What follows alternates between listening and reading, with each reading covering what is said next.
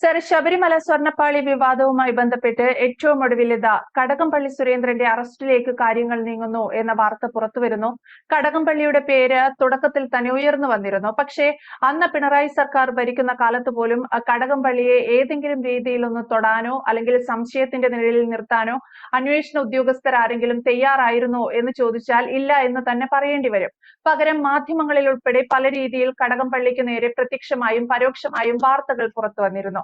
ഇന്നിതാ സർക്കാർ മാറിയിരിക്കുന്നു. ഏറ്റവും ഒടുവിൽ കടകംപള്ളിയുടെ സുരേന്ദ്രന്റെ അറസ്റ്റ് എന്ന നിലയിലേക്ക് വാർത്തകൾ പുറത്തു വരുമ്പോൾ നമുക്കിതിനെ എങ്ങനെ വിലയിരുത്താം? അല്ല, കടകംപള്ളി അന്നും ഇന്നും സംശയത്തിന്റെ നിഴലിൽ തന്നെയാണ്. അതൊരു മാറ്റമില്ലാത്ത കാര്യമാണ്. പിന്നെ കടകംപള്ളിയെ ഇപ്പോൾ അറസ്റ്റ് ചെയ്യും എന്നുള്ള ഒരു ഘട്ടം വരെ എത്തി എന്നുള്ളതാണ്. ഇപ്പൊ ഏറ്റവും ഒടുവിൽ അറസ്റ്റ് ചെയ്തിരിക്കുന്നത് ദേവസ്വം ബോർഡ് മുൻ പ്രസിഡന്റ് ആയിരുന്ന പ്രശാന്തിനെയാണ്. ഈ പ്രശാന്തിനെ സംബന്ധിച്ചിടത്തോളം സകല കാര്യങ്ങളും അറിയാവുന്ന ഒരാളാണ്. പിണറായി വിജയന്റെയും സിൽബന്തികളുടെയും, അതായത് CPM-ന്റെ ഈ കാട്ടുകള്ളന്മാരായിട്ട് നിൽക്കുന്നവർക്ക് മുഴുവൻ ഒത്താശ ചെയ്തുകൊണ്ട് നിൽക്കുന്ന ആളായിരുന്നു PS പ്രശാന്ത്. കാരണം പ്രശാന്ത് കോൺഗ്രസിൽ നിന്ന് വന്ന ഒരാളാണ്. 2021 നിയമസഭാ തെരഞ്ഞെടുപ്പിൽ നെടുമങ്ങാട് മണ്ഡലത്തിൽ GR അനിലിനോട്, CPI-യിലെ മുൻ ഭക്ഷ്യവകുപ്പ് മന്ത്രി GR അനിലിനോട് പരാജയപ്പെട്ടു.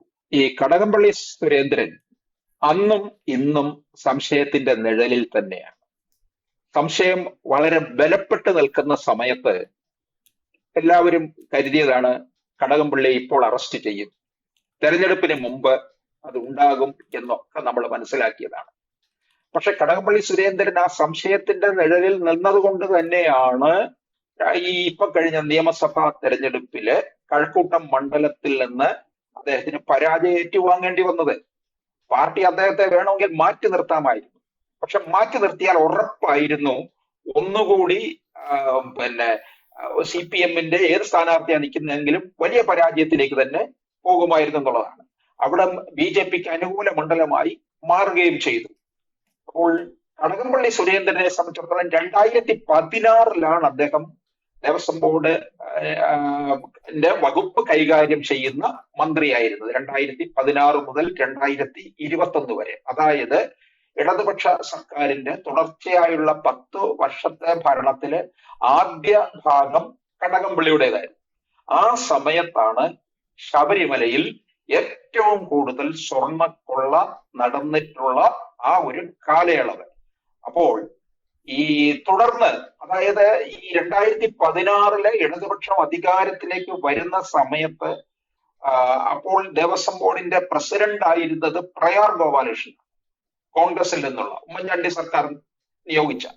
ഈ പ്രയാറിന്റെ കാലാവധി എന്ന് പറയുന്നത്, അതായത് ബോർഡ് പ്രസിഡന്റിന്റെ കാലാവധി 3 വർഷമായിരുന്നു. 2016 പിണറായി വിജയൻ അധികാരം ഏറ്റെടുത്തിട്ട് ആദ്യ മെയ് മാസത്തിൽ അധികാരം ഏറ്റെടുക്കുന്നു. അക്കൊല്ലത്തെ തീർത്ഥാടനം തുടങ്ങുന്നതിന് മുന്നേ തന്നെ അദ്ദേഹം ഒരു ശബരിമല യാത്ര തീർച്ചപ്പെടും. അവിടെ ചെന്ന് കാര്യങ്ങൾ അവലോകനം ചെയ്യുക. അപ്പോൾ അദ്ദേഹത്തിന്റെ 2016 അധികാരത്തിലേക്ക് വരുമ്പോൾ തന്നെ ഉണ്ടായിരുന്ന ആദ്യ അജണ്ട എന്ന് പറയുന്നത് ശബരിമലയെ തകർക്കുക എന്നുള്ളതായിരുന്നു. ശബരിമല തകർക്കുക, അവിടെ 365 ദിവസവും തുറന്നു കൊടുക്കുന്ന ഒരു ക്ഷേത്രമാക്കി മാറ്റുക എന്നൊക്കെയുള്ള ചില അജണ്ട പിണറായി വിജയനും CPM നേതൃത്വത്തിനും ഉണ്ടായിരുന്നു. അങ്ങനെ 365 ദിവസവും തുറന്നിരിക്കുമ്പോൾ അവിടെ നിന്ന് കൂടുതൽ കൊള്ളയടിക്കാം എന്നാണ് ഇവർ ലാക്കാക്കി നിർത്തിയിരുന്നത്. അപ്പോൾ അന്ന് അവിടെ വെച്ച് പമ്പയിൽ വെച്ച് കൂടിയ അവലോകന യോഗത്തിൽ ഈ 360 ദിവസവും തുറന്നിരുന്നാൽ എന്താണ് എന്നൊരു ചോദ്യം ഉന്നയിച്ചപ്പോൾ അന്നത്തെ ബോർഡ് പ്രസിഡന്റ് പ്രയാർ എഴുന്നേറ്റ് നിന്ന് കൃത്യമായ ഉത്തരം പറഞ്ഞു എന്നുള്ളതാണ്.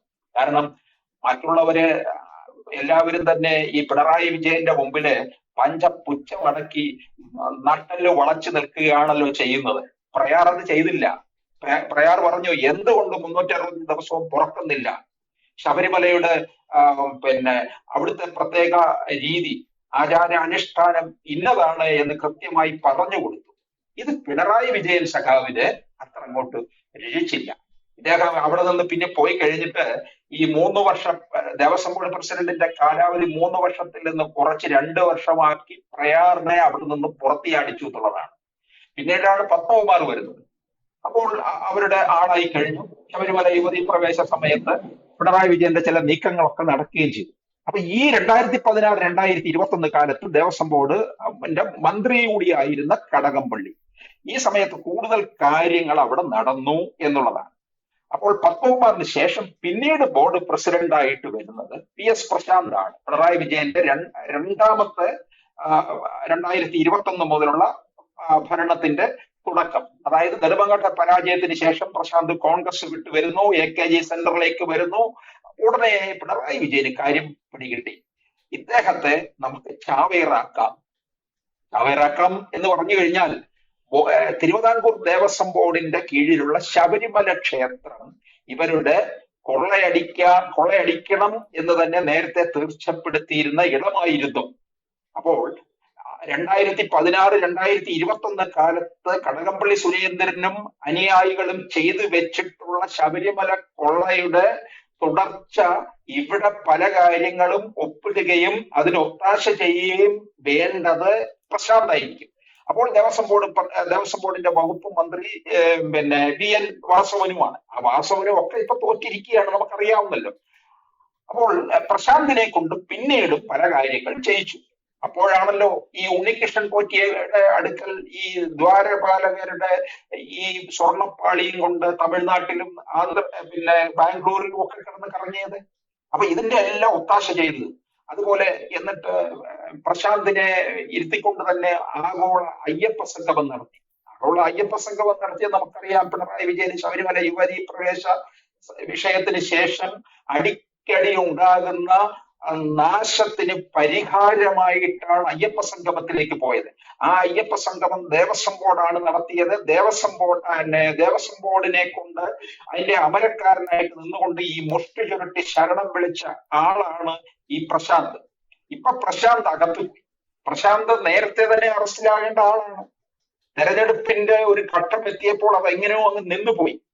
അത് നേരത്തെ അറസ്റ്റ് ചെയ്തിരുന്നുവെങ്കിൽ CPM-ന് ഇതിലും കൂടുതൽ വലിയ പതനം ഉണ്ടാകുമായിരുന്നു. കാരണം പ്രശാന്ത് CPM-ന്റെ ആളായിട്ട് തന്നെയാണല്ലോ. പ്രശാന്ത് ഇപ്പൊ അകത്ത് പോയപ്പോ ആരുണ്ട് ന്യായീകരിക്കാൻ? ആരും തന്നെ ന്യായീകരിക്കാനില്ലെന്നുള്ളതാണ്. ഇത് പ്രശാന്തിന് ഇപ്പൊ മനസ്സിലായിട്ടുണ്ട്. തന്നെ CPM-ൽ നിന്ന് ആരും ന്യായീകരിക്കാനില്ല. കാരണം CPM-ന്റെ നില തന്നെ പരിങ്ങല്ലായിരിക്കുകയാണ്. പിന്നെ ഈ ഇന്നലെ രാവിലെ എവിടെ നിന്നോ വലിഞ്ഞു കയറി വന്ന പ്രശാന്തിനെ സംരക്ഷിക്കേണ്ട ആവശ്യമൊന്നുമില്ല. കാരണം പിണറായിയെയും തന്റെ കുടുംബത്തെയും സംരക്ഷിക്കാനായിട്ട് നെട്ടോട്ടം ഓടുന്ന അവസരത്തില് പ്രശാന്തിന്റെ വഴി നോക്കുക എന്നുള്ള രീതിയിലായി. അപ്പോൾ പ്രശാന്ത് ഇവിടെ പല കാര്യങ്ങളും ED-യുടെ മുമ്പിൽ പറഞ്ഞു കഴിഞ്ഞിട്ടുണ്ട് എന്നുള്ളതാണ്. അപ്പോൾ മുമ്പേ തന്നെ ED കടകംപള്ളിയെ ചോദ്യം ചെയ്യുകയൊക്കെ ചെയ്തിട്ടുണ്ട്. അപ്പോൾ പ്രശാന്ത് അകത്തു പോയിരിക്കുന്ന സ്ഥിതിക്ക് ഇനിയിപ്പോൾ കടകംപള്ളിയുടെ അറസ്റ്റിലേക്ക് പോകും എന്നുള്ളത് ഉറപ്പായ കാര്യമാണ്. ഈ സംശയത്തിന്റെ നിഴലിലാണ് നിൽക്കുന്നത് എന്നുള്ളത് കൃത്യമാണ്. സംശയത്തിൽ തന്നെയായിരുന്നു കടകംപള്ളി 100%.